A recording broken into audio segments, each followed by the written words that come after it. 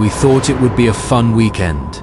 Campfire, beers, a few dumb stories. But that night, something else recorded with us.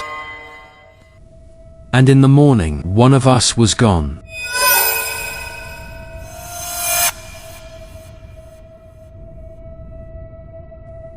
Every summer, my friends and I would take a weekend trip to a remote cabin.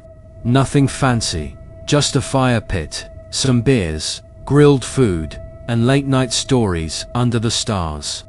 There were 5 of us: me, Mark, Tyler, Nate, and Eric.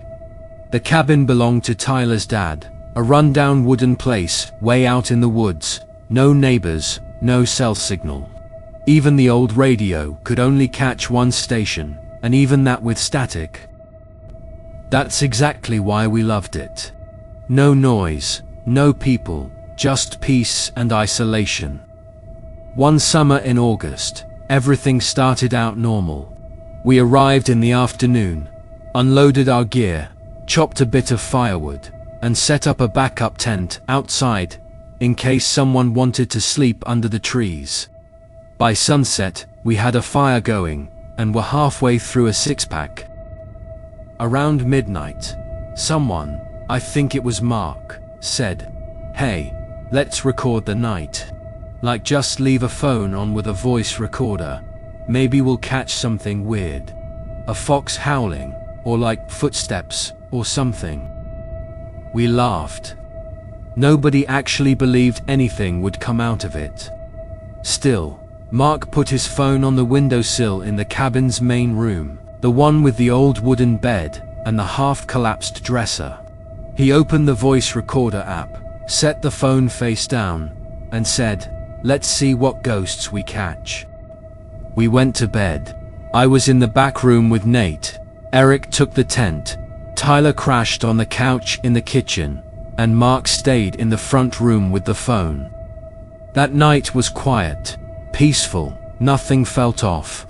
We all fell asleep fast. Next morning we all woke up more or less at the same time. Sunlight through the windows. Eric swearing from the tent about being eaten alive by mosquitoes. Tyler making coffee while the floor creaked under his feet. But Mark, he was different. He didn't eat, didn't speak, just sat there, staring at his phone. Finally, he said, "Guys, listen to this."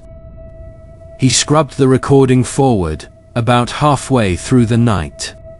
At first, just the sounds of breathing, wind, maybe someone turning over in bed. Then a sharp click, like something hitting the table. We all looked at each other. "What the hell was that?" Eric asked. "No idea," Mark said. "Just keep listening." Then came a voice, not ours. A whisper, barely audible, but definitely human, and we all knew we were asleep at that time. The voice was followed by heavy breathing, then words. Slow, drawn out, like they were underwater. "Not alone. It's time." Mark hit pause. He looked pale. "That wasn't any of us. I swear, I was lying right there. No one got up. No one came in." We stood in silence. It didn't feel like a prank anymore. Mark wasn't the kind of guy to joke like this, and his face said it all. I slowed the recording down. He said, "There's more." He pressed play again. Slowed version. Another voice. Lower guttural. Almost like a growl. Not quite English. Just dark, threatening tones. And then the sound of something scratching across glass. Long and sharp. No one laughed after that. We decided to leave. Not right away. We packed in silence, not even looking at each other. Mark went out to start his car. Nothing. No sound. Tried again, still dead. And it had worked perfectly the day before. Battery was fine. No logical reason. "Maybe we just stay one more night," Nate suggested. "Try again in the morning." Mark shook his head. No, I'm not staying here. I don't care what you guys do. He grabbed his sleeping bag, flashlight, and headed to the tent. Wanted to be outside, away from the cabin. The rest of us stayed inside. We tried to sleep, but it felt like the air was heavier. Like someone was in the room with us, listening, standing behind the door. Next morning, Mark was gone. We thought maybe he went into the woods to take a piss.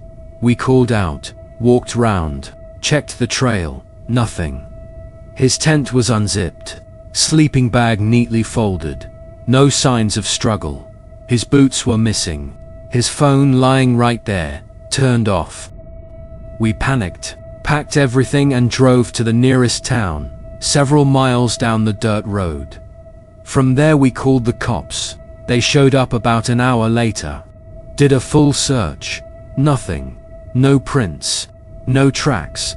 No signs of where he might have gone. They took our statements and let us go. Said maybe he wandered off and got lost, but we knew better. Mark wouldn't just leave. Not alone. Not without his gear. A day later, they returned his phone to us. Only one file stood out. The same recording from that night. We played it again. And at the very end, in the final 10 seconds, just as Mark had probably zipped the tent and laid down, a whisper, barely audible, but clear. One of you stayed. Mark was never found.